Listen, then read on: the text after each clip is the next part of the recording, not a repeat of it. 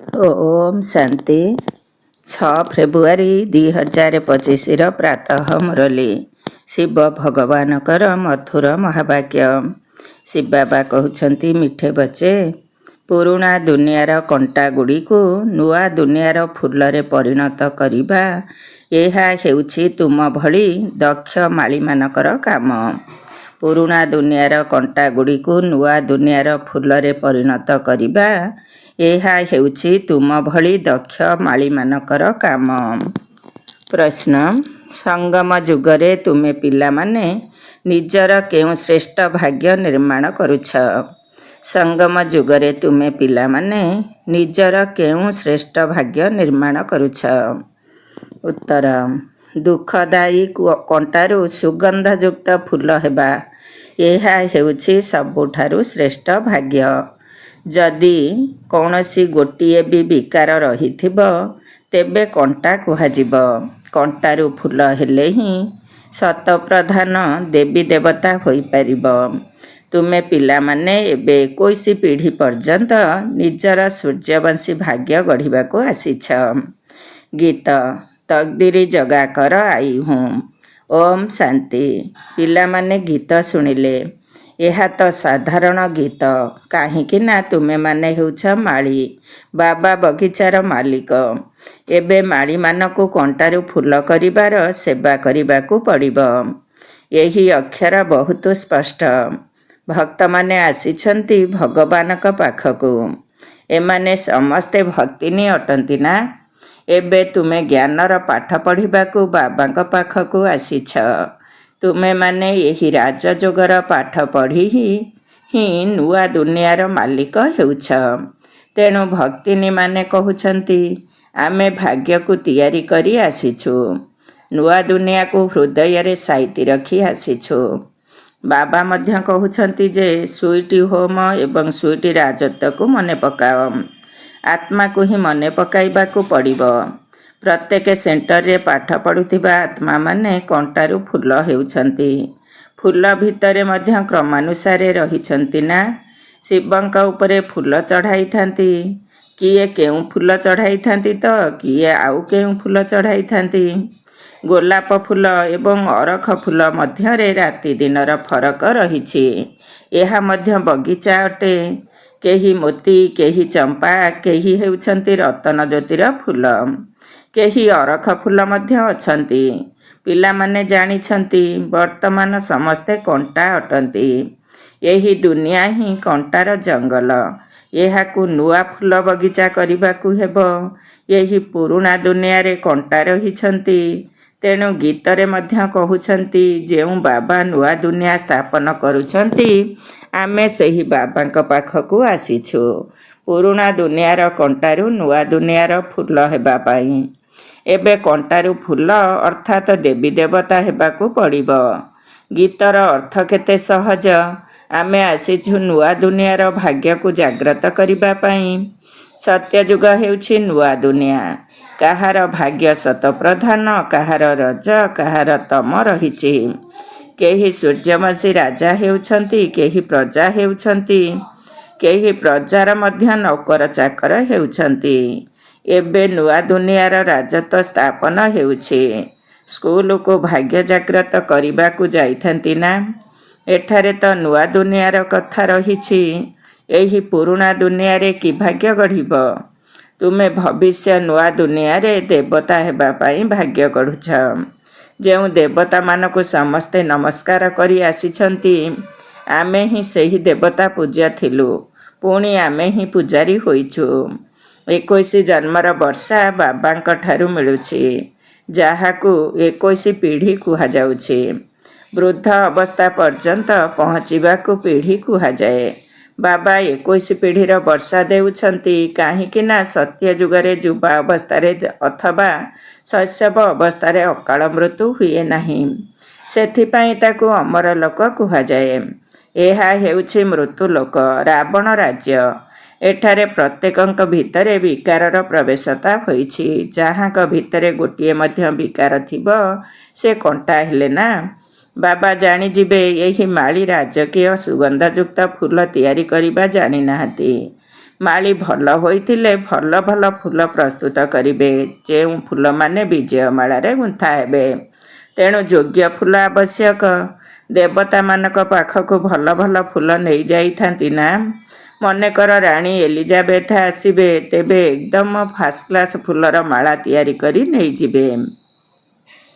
ଏଠାକାର ମନୁଷ୍ୟମାନେ ପୁରା ତମ ପ୍ରଧାନ ହୋଇଛନ୍ତି।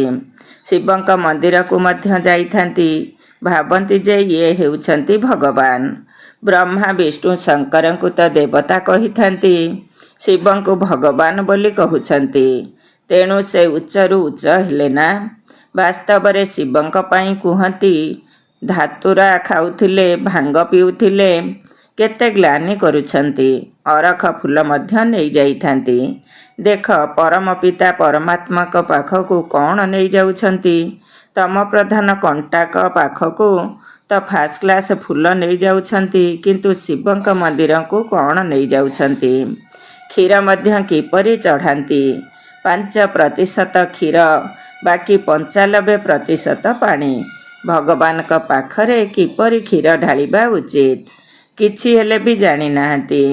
ଏବେ ତୁମେମାନେ ଭଲ ଭାବରେ ଜାଣିଛ। ତୁମମାନଙ୍କ ଭିତରେ ମଧ୍ୟ କ୍ରମାନ୍ୱୟରେ ରହିଛନ୍ତି। ଯିଏ ଜ୍ଞାନ ଯୋଗରେ ପରିପକ୍ୱ ଥାଆନ୍ତି, ତାଙ୍କୁ ସେଣ୍ଟରର ମୁଖ୍ୟ କରାଯାଇଥାଏ। ସମସ୍ତେ ତ ସମାନ ନୁହନ୍ତି। ଯଦିଓ ପାଠ ଗୋଟିଏ, ମନୁଷ୍ୟରୁ ଦେବତା ହେବାର ଲକ୍ଷ୍ୟ ମଧ୍ୟ ଏକ, କିନ୍ତୁ ଶିକ୍ଷକ ତ କ୍ରମାନୁସାରେ ରହିଛନ୍ତି ନା। ବିଜୟମାଳାରେ ଆସିବାର ମୁଖ୍ୟ ଆଧାର ପାଠପଢ଼ା। ପାଠପଢ଼ା ତ ଛାତ୍ରମାନଙ୍କ ପାଇଁ ଗୋଟିଏ ପ୍ରକାରର ହୋଇଥାଏ, କିନ୍ତୁ କ୍ରମାନ୍ୱୟରେ ପାସ୍ ହୋଇଥାନ୍ତି ନା। ତେବେ ସବୁର ଆଧାର ପାଠପଢ଼ା ଉପରେ ନିର୍ଭର କରେ। କେହି ତ ବିଜୟମାଳାର 8 ଦାନାରେ ଆସୁଛନ୍ତି, କେହି 108ରେ, କେହି ପୁଣି 16,108ରେ ଆସୁଛନ୍ତି। କ୍ରମାନ୍ୱୟରେ ବଂଶାବଳୀ ତିଆରି ହୋଇଥାଏ। ଯେପରି ବୃକ୍ଷ ମଧ୍ୟ କ୍ରମାନ୍ୱୟରେ ବଢ଼ିଥାଏ।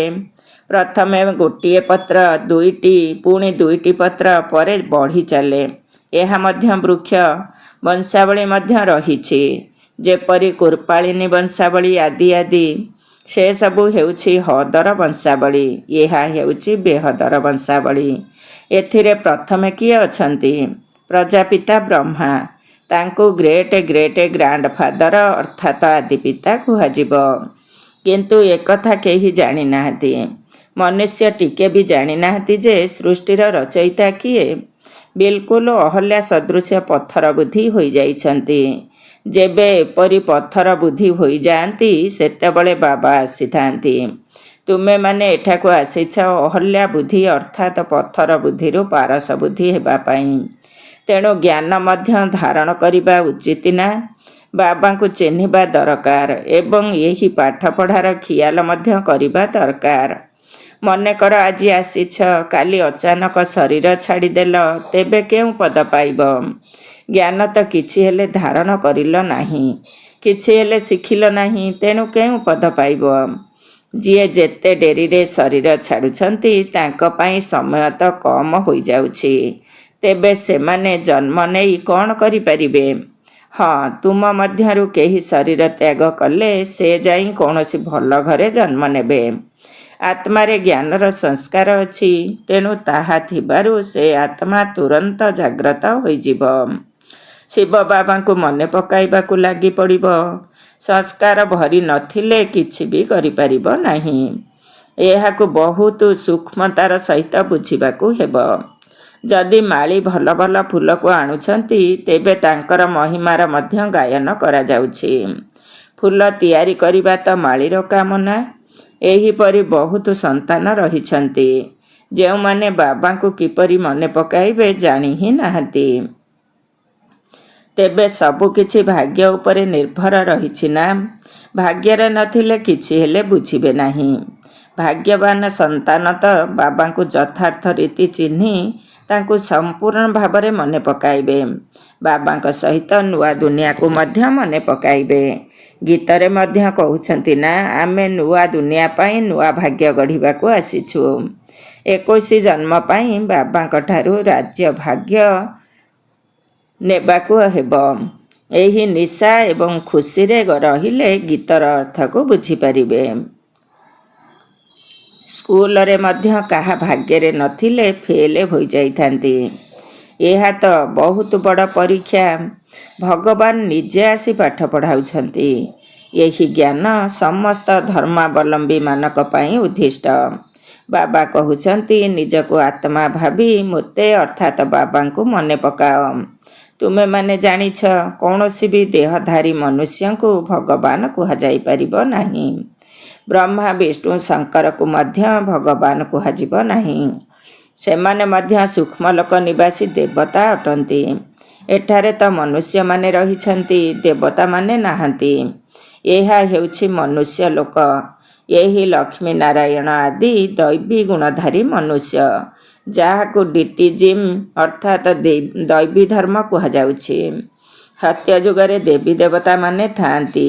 ସୂକ୍ଷ୍ମଲୋକରେ କେବଳ ବ୍ରହ୍ମା, ବିଷ୍ଣୁ, ଶଙ୍କର ରହିଛନ୍ତି। ଗାୟନ କରୁଛନ୍ତି, ବ୍ରହ୍ମା ଦେବତାୟ ନମଃ, ବିଷ୍ଣୁ ଦେବତାୟ ନମଃ। ପୁଣି କହୁଛନ୍ତି, ଶିବ ପରମାତ୍ମାୟ ନମଃ। ଶିବଙ୍କୁ ଦେବତା କୁହାଯିବ ନାହିଁ। ଅନ୍ୟ ମନୁଷ୍ୟମାନଙ୍କୁ ପୁଣି ଭଗବାନ କୁହାଯାଇପାରିବ ନାହିଁ। 3ଟି ଫ୍ଲୋର ଅର୍ଥାତ୍ ମହଲା ରହିଛି ନା? ଆମେ ତୃତୀୟ ଫ୍ଲୋରରେ ଅଛୁ। ସତ୍ୟଯୁଗରେ ଯେଉଁ ଦୈବୀ ଗୁଣଧାରୀ ମନୁଷ୍ୟ ଥିଲେ, ସେଇମାନେ ପୁଣି ଆସୁରୀ ଗୁଣଧାରୀ ହୋଇଯାଇଛନ୍ତି। ମାୟାର ଗ୍ରହଣ ଲାଗିବା ଦ୍ୱାରା କଳା ହୋଇଯାଇଛନ୍ତି। ଯେପରି ଚନ୍ଦ୍ରମାରେ ମଧ୍ୟ ଗ୍ରହଣ ଲାଗିଥାଏ ନା? ତାହା ହେଲା ହଦର। ଏହା ବେହଦର କଥା। ବେହଦର ଦିନ ଏବଂ ରାତି। ଗାୟନ ମଧ୍ୟ କରନ୍ତି, ବ୍ରହ୍ମାଙ୍କର ଦିନ ଏବଂ ରାତି। ତୁମମାନଙ୍କୁ ଏବେ କେବଳ ବାବାଙ୍କଠାରୁ ହିଁ ପଢ଼ିବାକୁ ପଡ଼ିବ। ବାକି ସବୁ କିଛି ଭୁଲିଯିବାକୁ ହେବ। ବାବାଙ୍କଠାରୁ ପଢ଼ିଲେ ତୁମେ ନୂଆ ଦୁନିଆର ମାଲିକ ହୋଇଯିବ। ଏହା ସତ୍ୟ ସତ୍ୟ ଗୀତା ପାଠଶାଳା। ପାଠଶାଳାରେ ସର୍ବଦା ରହନ୍ତି ନାହିଁ। ମନୁଷ୍ୟମାନେ ଭାବନ୍ତି ଯେ ଭକ୍ତି ମାର୍ଗ ହେଉଛି ଭଗବାନଙ୍କ ସହିତ ମିଶିବାର ମାର୍ଗ। ଯେତେ ବହୁତ ଭକ୍ତି କରିବ, ତେବେ ଭଗବାନ ପ୍ରସନ୍ନ ହେବେ ଏବଂ ଆସି ତାର ଫଳ ଦେବେ। ଏସବୁ କଥା ତୁମେମାନେ ହିଁ ଏବେ ବୁଝୁଛ। ଭଗବାନ ହେଉଛନ୍ତି ଜଣେ, ଯିଏକି ଏବେ ଭକ୍ତିର ଫଳ ଦେଉଛନ୍ତି। ଯେଉଁମାନେ ପ୍ରଥମେ ସୂର୍ଯ୍ୟବଂଶୀ ପୂଜ୍ୟ ଥିଲେ, ସେହିମାନେ ହିଁ ସବୁଠାରୁ ଅଧିକ ଭକ୍ତି କରିଛନ୍ତି ଏବଂ ସେହିମାନେ ଏଠାକୁ ଆସିବେ। ତୁମେମାନେ ହିଁ ପ୍ରଥମେ ଶିବ ବାବାଙ୍କର ଅଭ୍ୟଭିଚାରୀ ଭକ୍ତି କରିଛ, ତେଣୁ ନିଶ୍ଚିତ ତୁମେମାନେ ହିଁ ପ୍ରଥମ ଭକ୍ତ ଅଟ। ପୁଣି ତଳକୁ ଖସି ଖସି ତମ ପ୍ରଧାନ ହୋଇଯାଇଛ। ଅଧାକଳ୍ପ ହେବ ତୁମେମାନେ ଭକ୍ତି କରି ଆସିଛ। ସେଥିପାଇଁ ତୁମମାନଙ୍କୁ ପ୍ରଥମେ ଜ୍ଞାନ ଦେଉଛନ୍ତି। ତୁମମାନଙ୍କ ଭିତରେ ମଧ୍ୟ କ୍ରମାନ୍ୱୟରେ ଅଛନ୍ତି। ତୁମର ଏହି ପାଠପଢ଼ାରେ କୌଣସି ବାହାନା ଚଳିବ ନାହିଁ ଯେ ଆମେ ଦୂରରେ ରହିଛୁ, ସେଥିପାଇଁ ପ୍ରତିଦିନ ପଢ଼ିପାରିବୁ ନାହିଁ। କେହି କହୁଛନ୍ତି, ମୁଁ 10 ମାଇଲ ଦୂରରେ ରହୁଛି। ଆରେ, ବାବାଙ୍କ ସ୍ମୃତିରେ ତୁମେମାନେ 10 ମାଇଲ ଚାଲି ଚାଲି ଆସିଲେ ମଧ୍ୟ ଥକା ଲାଗିବ ନାହିଁ। କେତେ ବଡ଼ ସମ୍ପତ୍ତି ନେବାକୁ ଯାଉଛ? ତୀର୍ଥକୁ ମନୁଷ୍ୟ ଦର୍ଶନ କରିବା ପାଇଁ ପାଦରେ ଯାଇଥାନ୍ତି, କେତେ ଧକ୍କା ଖାଆନ୍ତି। ଏହା ତ ଗୋଟିଏ ସହରର କଥା। ବାବା କହୁଛନ୍ତି, ମୁଁ ଏତେ ଦୂରରୁ ଆସିଛି। ତୁମେମାନେ କହୁଛ ଘର 5 ମାଇଲ ଦୂର। ବାଃ, ସମ୍ପତ୍ତି ନେବା ପାଇଁ ତ ଦୌଡ଼ି ଦୌଡ଼ି ଆସିବା ଦରକାର। ଅମରନାଥକୁ କେବଳ ଦର୍ଶନ କରିବା ପାଇଁ କେଉଁଠାରୁ ଯାଉଛନ୍ତି। ଏଠାରେ ତ ଅମରନାଥ ବାବା ସ୍ୱୟଂ ପାଠ ପଢ଼ାଇବାକୁ ଆସିଛନ୍ତି। ମୁଁ ତୁମମାନଙ୍କୁ ବିଶ୍ୱର ମାଲିକ କରିବାକୁ ଯାଉଛି। କିନ୍ତୁ ତୁମେମାନେ ପୁଣି ବାହାନା କରୁଛ। ସକାଳୁ ଅମୃତ ବେଳାରେ କେହି ବି ଆସିପାରିବେ। ସେ ସମୟରେ କୌଣସି ଡର ନାହିଁ।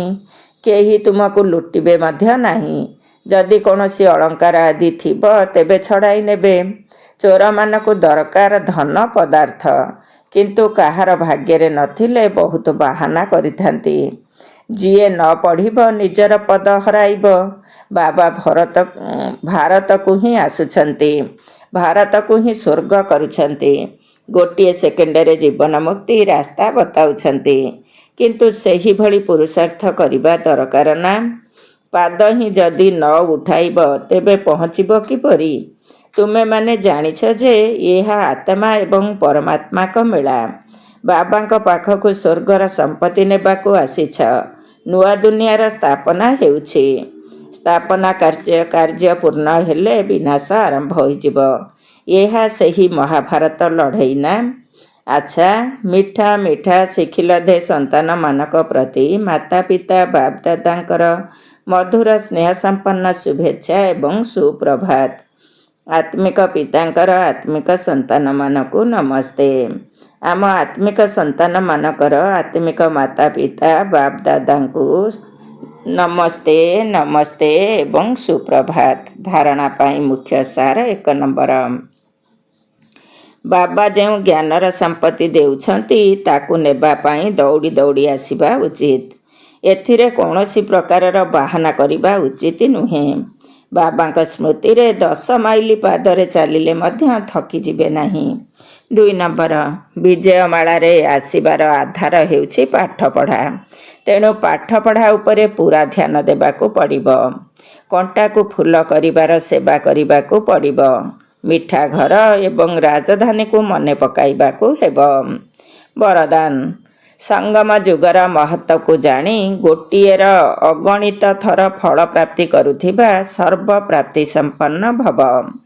ସଙ୍ଗମ ଯୁଗର ମହତ୍ତ୍ୱକୁ ଜାଣି ଗୋଟିଏର ଅଗଣିତ ଥର ଫଳ ପ୍ରାପ୍ତି କରୁଥିବା ସର୍ବପ୍ରାପ୍ତି ସମ୍ପନ୍ନ ଭବ। ସଙ୍ଗମ ଯୁଗରେ ବାପ ଦାଦାଙ୍କର ପ୍ରତିଶ୍ରୁତି ହେଲା ଗୋଟିଏ ଦେଇ ଲକ୍ଷେ ନିଅ। ଯେପରି ସର୍ବଶ୍ରେଷ୍ଠ ସମୟ, ସର୍ବଶ୍ରେଷ୍ଠ ଜନ୍ମ, ସର୍ବଶ୍ରେଷ୍ଠ ଉପାଧି ଏହି ସମୟର ଅଟେ, ସେହିପରି ସର୍ବପ୍ରାପ୍ତିର ଅନୁଭବ ମଧ୍ୟ ଏବେ ହିଁ ହୋଇଥାଏ। ଏବେ ତ ଗୋଟିଏରେ କେବଳ ଲକ୍ଷେ ଗୁଣା ମିଳୁନାହିଁ, କିନ୍ତୁ ଯେତେବେଳେ ଚାହିଁବ, ଯେପରି ଚାହିଁବ, ଯାହା ଚାହିଁବ ବାବା ତୁମମାନଙ୍କର ସେବକ ରୂପରେ ବନ୍ଧା ହୋଇଛନ୍ତି। ଅର୍ଥାତ୍ ଗୋଟିଏ ସେବାର ଫଳ ଅଗଣିତ ଥର ମିଳିଯାଉଛି। କାହିଁକି ନା ବର୍ତ୍ତମାନ ସମୟରେ ବରଦାତା ହିଁ ତୁମର ଅଟନ୍ତି। ଯେବେ କି ବୀଜ ହିଁ ତୁମ ହାତରେ ଅଛନ୍ତି, ତେଣୁ ବୀଜ ଦ୍ୱାରା ଯାହା ଚାହିଁବ ତାହା ଗୋଟିଏ ସେକେଣ୍ଡ ଭିତରେ ପ୍ରାପ୍ତ କରି ସର୍ବପ୍ରାପ୍ତିରେ ସମ୍ପନ୍ନ ହୋଇପାରିବ। ସ୍ଲୋଗାନ, ପରିସ୍ଥିତି ଯେପରି ହେଉନା କାହିଁକି, ପରିସ୍ଥିତି ହଟିଯାଉ କିନ୍ତୁ ତୁମର ଖୁସି ନ ଯାଉ। ପରିସ୍ଥିତି ଯେପରି ହେଉନା କାହିଁକି, ପରିସ୍ଥିତି ହଟିଯାଉ କିନ୍ତୁ ତୁମର ଖୁସି ନ ଯାଉ। ଓମ୍ ଶାନ୍ତି।